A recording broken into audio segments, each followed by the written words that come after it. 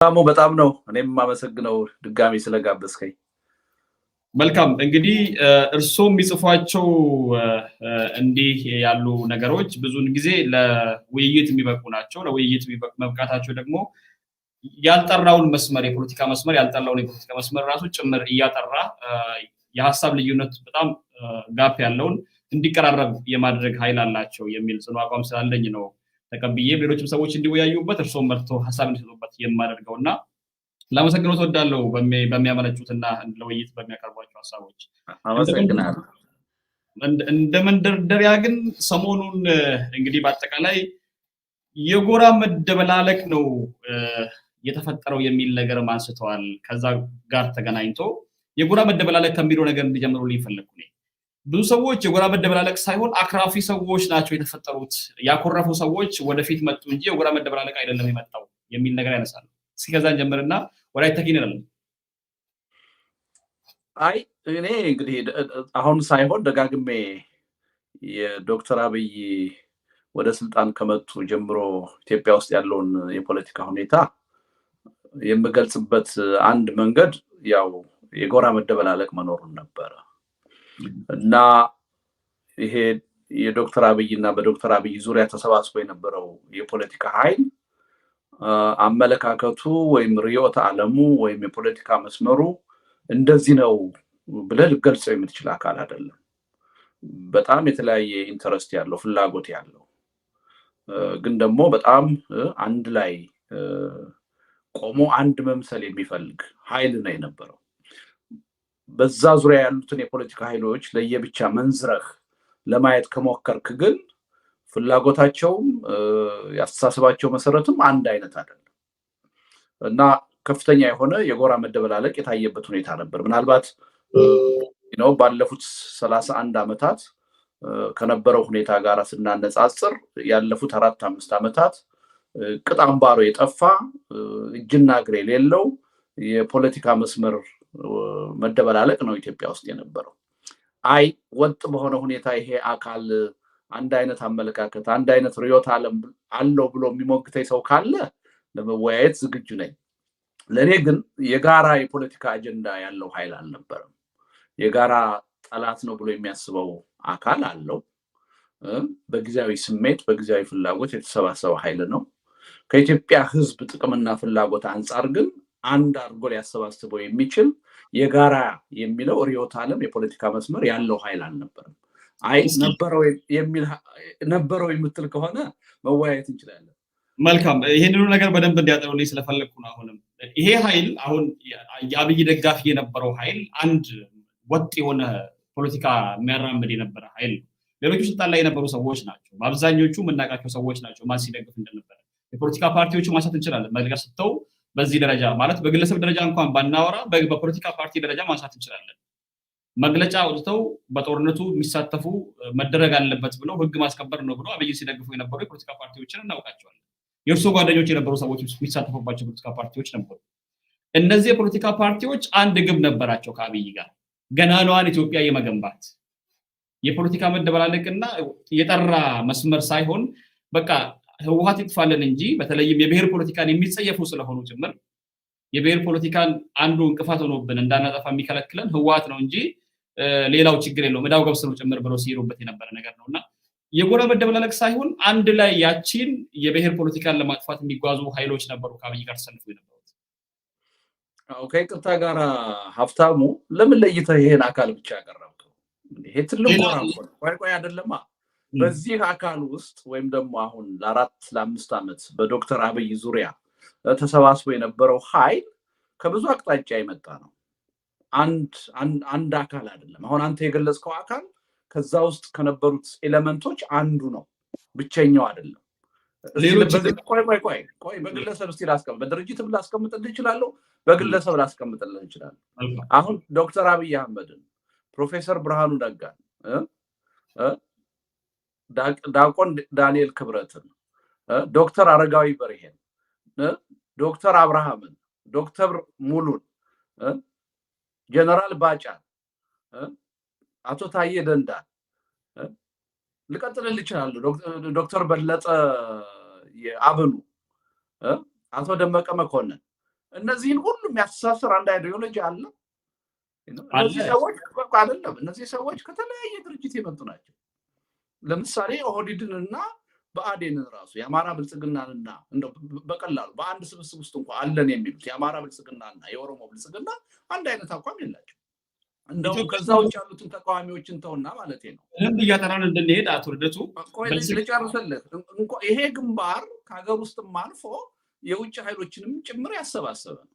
የሻዕቢያን መንግስት ሁሉ አጋር ያደረገ ምን የጋራ አጀንዳ አላቸው? አሁን ኦህዴድና ወይም ደግሞ የኦሮሞ ብልጽግናና ሻዕቢያ ምን የጋራ አጀንዳ አላቸው? የኦሮሞ ብልጽግና አለ እንዴ? አሁን የኦሮሚያ ቅርንጫፍ ነው። እርሶ ፖለቲከኛ ነው አይደል?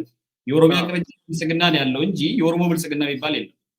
ብልጽግና እኮ ፖለቲካ ራሴን አግልያለሁ ብሎ ወደ የኦሮሞ ብልጽግና የሚባል አለ። ስማ ኮታ ሁሉ አለው። ስማ እንትን ብልጽግና ፓርቲ ሲቋቋም በኮታ ነው የተቋቋመው። ከኦሮሞ ብልጽግና ይሄን ያህል ሰው፣ ይሄን ያህል ፐርሰንት፣ ከአማራ ብልጽግና ይሄን ያህል፣ ከአፋር ብልጽግና ይሄን ያህል፣ ከቤኒሻንጉል ይሄን ያህል ተብሎ በብሔረሰብ ማንነት ተከፋፍሎ ነው ኮታ ድርሻ ይዘው ፓርቲውን ያቋቋሙት። እና እዛ ውስጥ የኦሮሞ ብልጽግና አለ። ራሱንም የኦሮሞ ብልጽግና ብሎ በተደጋጋሚ ይጠራል፣ አቋምም ይወስዳል። አይተናል እኮ ብዙ ጊዜ አይደለ እንዴ? ለምን እንደብቀዋለን? ስለዚህ ይሄ ትልቅ ጎራ ነው። ይሄ ጎራ በጣም ጉራማይሌ የሆነ የተደበላለቀ አመለካከት ያለው ነው፣ የተደበላለቀ ፍላጎት ያለው። ለዚህ ነው አሁንም በቀላሉ ሲበተን እያየን ያለ ነው። አንድ አይነት አቋም ቢኖረው ኖሮ፣ አንድ አይነት አጀንዳ ቢኖረው ኖሮ ለምን አሁን ይበተናል? አብሮ ይቀጥል እኮ ነበር። ከመጀመሪያው ያስተሳሰረው ከሀገርና ከህዝብ ጥቅም ጋር የተያያዘ አንድ ወጥ የሆነ አመለካከትና ርዕዮተ ዓለም ስለሌለው ይሄን ጎራ አንድ አድርጎ ማየት በጣም በጣም የተሳሳተ የፖለቲካ አረዳድ፣ ከተሳሳተ የፖለቲካ ትንታኔ የሚመነጭ ነው። ይሄ ጎራ በፍጹም ውሃና ዘይት የሆኑ አካሎች ያለ አግባብ በመርህ የለሽነት ተቀላቅለው የነበሩበት ጎራ ነው። የሚገናኝ ጎራ አይደለም። ትልቁ አስቀምጠውበት የሚሄዱት ነገር አላቸው። አሁን አቶ ልደቱ በደንብ ያነሱልኝ የኦሮሞ ብልጽግና አለ፣ የአማራ ብልጽግና አለ ነው። እኔ እንደማውቀው ግን በአረዳዴ በኔ እይታ ብልጽግና አንድ የሀገራዊ ፓርቲ ነው። ቅርንጫፎች አሉት በየቦታው ላይ፣ የሚያግደውም የለም። አንድ ታየደና ማለት አንድ ተጨባጭ ምሳሌ እኮ ነገርኩ። ያ ፓርቲ የተመሰረተው በኢትዮጵያዊነት አይደለም። በነገር ላይ ኢትዮጵያ የሚል ስም እንኳን የለውም ራሱ ብልጽግና። የድሮ ኢህአዴግ አትሊስት ኢትዮጵያ የሚለውን ስም ይዟል። የአሁኑ ብልጽግና ኢትዮጵያ የሚለውን ስም እንኳን የተጠየፈ ነው። ስም አድርጎ መርጦ ለመያዝ እንኳን ያልተስማማ አካል ነው። አመራር ሲቋቋምም በብሔር ኮታ ነው የተቋቋመው። ፐርሰንቴጅ አለው። አሁን እዛ ውስጥ ገብተህ አሁን ውክልናን ጉዳይ ብታነሳ በብሔር ነው የሚነገርህ። የኦሮሞ ብልጽግና ይሄን ያህል ፐርሰንት አለው፣ የአማራ ብልጽግና ይሄን ያህል አለው፣ የአፋር ብልጽግና ይሄን ያህል አለው፣ የሶማሌ ብልጽግና ይሄን ያህል አለው ተብሎ ነው የሚነገርህ። ወጥ የሆነ ፓርቲ አይደለም። ለስሙ ነው፣ በውሸት ነው ወጥ ነው እየተባለ የሚነገረን እንጂ በኮታ የተሰባሰበ ኃይል።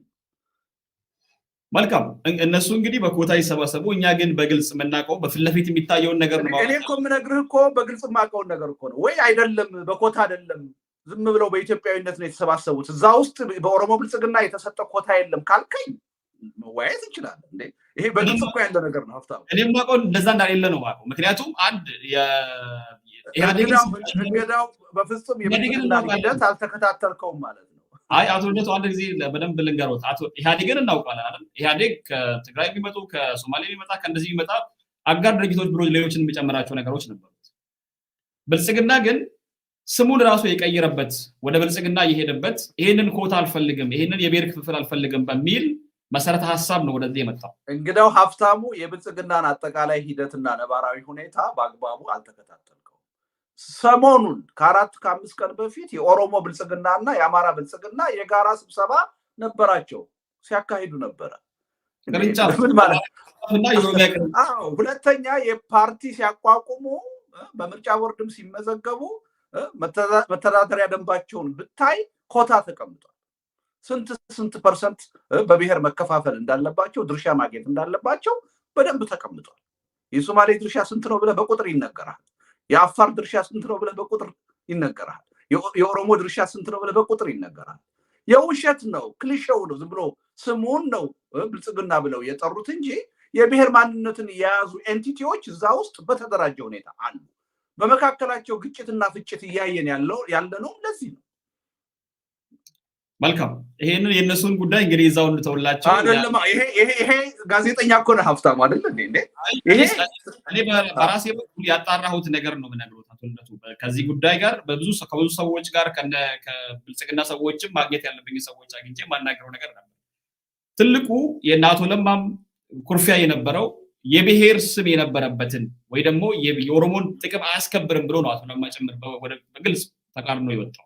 ሌሎችም ሰዎች አሉ ዶክተር ብልኬሳ ሚደጋ ብዙ ሰዎች የነበሩበት ፓርቲ ስለሆነ ይህን ነገር በግልጽ ይናገራሉ። እነሱ ሲናገሩ ምንድነው የሚሉት? የኦሮሞን ጥቅም አያስከብርም፣ የኦህዴድን አህል የኦሮሞን ጥቅም የኦሮሞን ውክልና በፌደራል መንግስቱ ውስጥ እኔ ያስከብራል እያልኩ አይደለም፣ ሚስኮት እንዳታረገኝ። የማንንም ጥቅም ያስጠብቃል አላልኩም፣ የኦሮሞንም ጥቅም ያስጠብቃል አላልኩም። ስለዚህ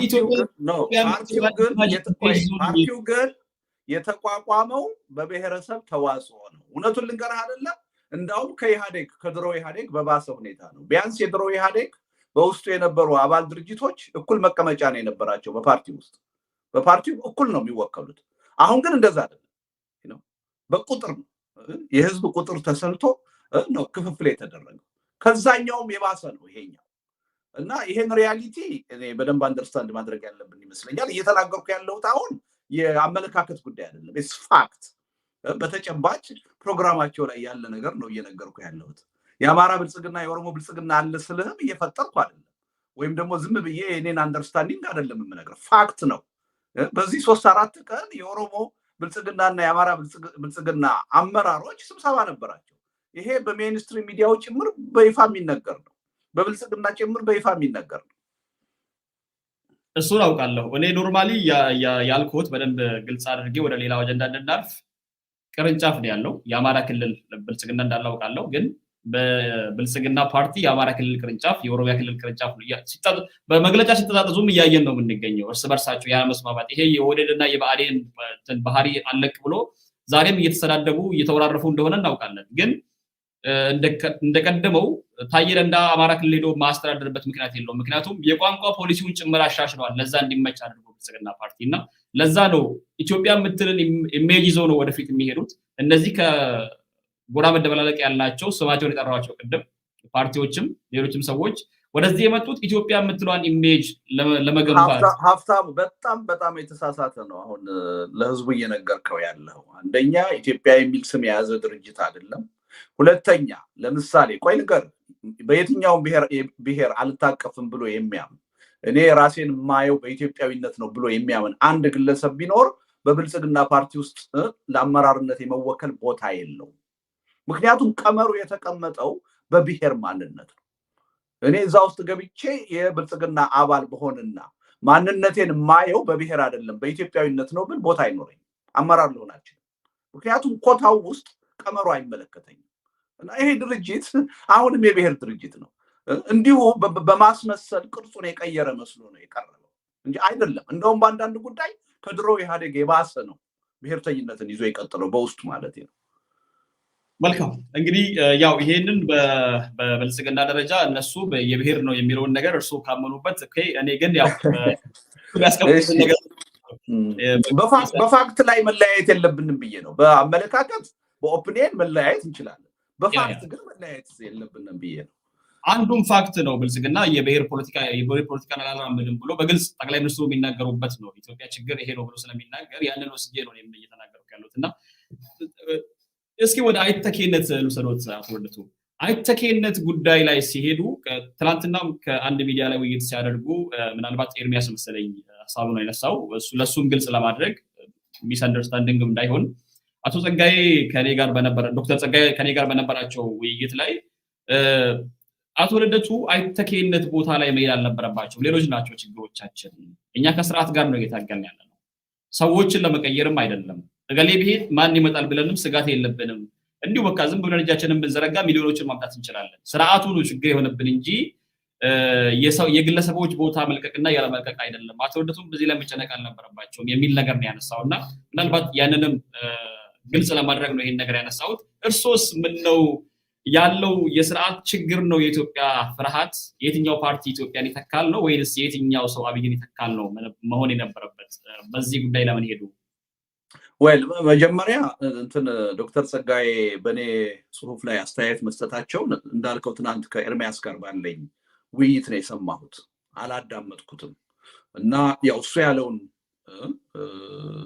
ተቀብዬ ነው ሐሳብ የሰጠሁት። ሐሳብ ስሰጥም እንዳላዳመጥኩት ብለው ከሆነ እያልኩ ነው የሰጠሁት እና ጥሩ ነው ማንሳት ማለት ነው። ምክንያቱም እሳቸው ምናልባት ያላግባብ ሚስኮት ተደርገው ከሆነ ፌር ስለማይሆን መነሳቱ ጥሩ ነው። ግን ዶክተር ጸጋዬ ለሁለተኛ ጊዜ ይመስለኛል እንግዲህ ለሁለት ወይም ለሶስተኛ ጊዜ የኔን ወረቀቶች ትችት ሲያቀርቡ አይ ቲንክ የሚሻለው አሁን እኔ በሌለሁበት እሳቸው በሌሉበት ውይይት ማድረጉ ብዙ ጥቅም ያለው አይመስለኝም። ሩቅ አይደለም። አሁን የቴክኖሎጂ ዘመን ነው። ያንተን አይነት ደግሞ የሁሉንም ሰው አስተሳሰብና አመለካከት አኮሞዴት የሚያደርግ ጋዜጠኛ አለ እና እንዲህ አይነት ወረቀቶች ሲወጡ በርቀት ሳይሆን በጋራም እንደዚህ አይነት ውይይት ላይ ቀርበን ልንወያይ እንችላለን እና ያ ሲሆን ምንድነው አላስፈላጊ የሆኑ ሚስ አንደርስታንዲንጎችን ማስወገድ እንችላለን እና እኔ አንዳችን በሌለንበት ሁኔታ ትችት ሲቀርብ የራሱ የሆነ ችግር ስላለው በእኔ በኩል እንዲህ አይነት ፔፐር ሲቀርብ በጉዳዩ ላይ በጋራ ብንወያይ ለአድማጩም የተሻለ መልእክት ማስተላለፍ የምንችል ይመስለኛል። ዞሮ ዞሮ አሁን ባልከው መልኩ የዛ አይነት ትችት አቅርበው ከሆነ አንተ ስለጠየቃቸው እርግጠኛ ነኝ ትክክለኛውን ነገር ነው የምታነሳው። ትክክል አይመስለኝም ያ አስተሳሰብ። ምክንያቱም አሁን ኢትዮጵያ ውስጥ ያገዛዝ ስርዓት አይደለም ያለው። አሁን እንደ ስርዓት ቅድም ምን ብያለሁ፣ አንድ አይዲዮሎጂ ወይም የፖለቲካ መስመር ያለው ኃይል አይደለም አሁን ኢትዮጵያ ውስጥ ያለው። እንደዛ አይነት ኃይል አይደለም። ዶክተር አብይም ከመጡ ጊዜ ጀምሮ ህዝብን ማደናገር ነው እንጂ የጠራ አመለካከት የጠራ ርዕዮተ ዓለም ይዘው አይደለም የመጡት። እንደውም በአደባባይ ወጥተው የተናገሩት ምንድነው? እኛ የቻይናን ስልት ነው የምንከተለው፣ የዚህኛው ርዕዮተ ዓለም የዛኛው ርዕዮተ ዓለም ተከታይ ነን ማለት አንፈልግም ነው ያሉት። ስለዚህ የእሳቸው መርህ ሆን ብለው መርህ የለሽ መሆን ነው። ስለዚህ አሁን ይሄን እንደ ስርዓት ቆጥረን የዚህ አይነት አመለካከት ወኪል ነው ብለን ልንለው አንችልም። በጣም ፖፑሊስት የሆነ ለዛሬ ሊጠቅመው የሚችለውን ሐሳብ እየያዘ ህዝብ ምን ለማዳመጥ ይፈልጋል እያለ ለኔ የፖለቲካ የበላይነት ለኔ ስልጣን መቀጠል የትኛውን አስተሳሰብ ቢጨብጥ ይሻላል እያለ የሚንቀሳቀስ በጣም ወደድ ባይ የሆነ ፖፑሊስት የሆነ ኃይል ነው። ይሄ ስርዓት አይደለም። ሁለተኛ ዶክተር አብይ ከመጡ በኋላ ኢቭን ከ28 ዓመቱ ስርዓት የተለወጠው ነገር ምንድነው? የፓርቲን ስልጣን መብት ቀምተውታል ዶክተር አብይ። አሁን ዶክተር አብይ የሚወስናቸው ውሳኔዎች በፓርቲው የውሳኔ አሰጣጥ ደንብ መሰረት የሚወሰኑ አይደለም። ብቻቸውን ነው የሚወስኑት። ማንኛውንም ከትልቅ እስከ ትንሽ ነገር የመንግስትን መዋቅርም አማክረው አይደለም የሚወስኑት። ብቻቸውን ነው የሚወስኑት። በጣም ትልልቅ የሚባሉ ሀገራዊ ጉዳዮችን በጠቅላይ ሚኒስትሩ የስራ ድርሻ ከተዘረዘረው አግባብና አካሄድ ውጪ ብቻቸውን ነው የሚወስኑት። ይሄ የአንድ ግለሰብ አመራር የበላይነት ያገኘበት ስርዓት ነው እንጂ እንደ አንድ አገዛዝ ስርዓት ሊቆጠር የሚችል ጉዳይ አይደለም እኮ። ስለዚህ አሁን ሀገር እያስተዳደረ ያለው ፓርቲ ብልጽግና ፓርቲ ነው። እሳቸው የፓርቲው እውቅና ውጭ የሚወስኗቸውን ውሳኔዎች ይሄ ፓርቲ ነው ሊቆጣጠርና ኃይል ሊገባል። ስለዚህ ድክመቱ የፓርቲው እንጂ የእሳቸው ብቻ አይደለም። እሳቸው እንደፈለጉ አምባገነን ለመሆን የሚፈልጉትን መንገድ እየተጠቀሙ ነው የሚገኙት። የሁለቱም ነው ድክመቱ። ስለዚህ አይደለም ልጨርስ። የሁለቱም ነው ድክመቱ። እሳቸው ጠቅላይ ሚኒስትር ሆነው ተመርጠዋል። በህገ መንግስቱ የጠቅላይ ሚኒስትር የስራ ድርሻ አለ። እሱን አክብረው እሱን ጠብቀው መስራት ሲገባቸው ከዛ ውጭ ነው እየሰሩ ያሉት። ስለዚህ ኃላፊነታቸውን አልተወጡም እንደ ጠቅላይ ሚኒስትር ማለት ነው። ሁለተኛ እሳቸውን የመምረጥና ከስልጣን የማውረድ መብት ደግሞ ያለው ብልጽግና ፓርቲ ነው። ኃላፊነታቸውን በአግባቡ መወጣት ሳይችሉ ሲቀሩ የራሱን የብልጽግና ፓርቲን ስልጣን ሲጋፉ ይሄን ሊያደርጉ አይችሉም ብሎ ማስተካከል ያለበት እሱ ነው። እሱም ኃላፊነት አለበት። እሱም ኃላፊነቱን አልተወጣም። ስለዚህ ተጠያቂነቱ የአንዱ አካል ብቻ አይደለም፣ የሁለቱም ነው። ግን አሁን ባለው ተጨባጭ ሁኔታ የኢትዮጵያ ዕጣ ፈንታ እየወሰነ ያለው ከመንግስትም በላይ ከብልጽግና ፓርቲም በላይ ዶክተር አብይ በግል ነው እየወሰኑ ያሉት። አሁን ኢትዮጵያ ላለፉት 2 ዓመታት በሰሜን በኩል ከፍተኛ የሆነ ጦርነት አካሂዳለች። 1 ሚሊዮን ህዝብ ያለቀበት።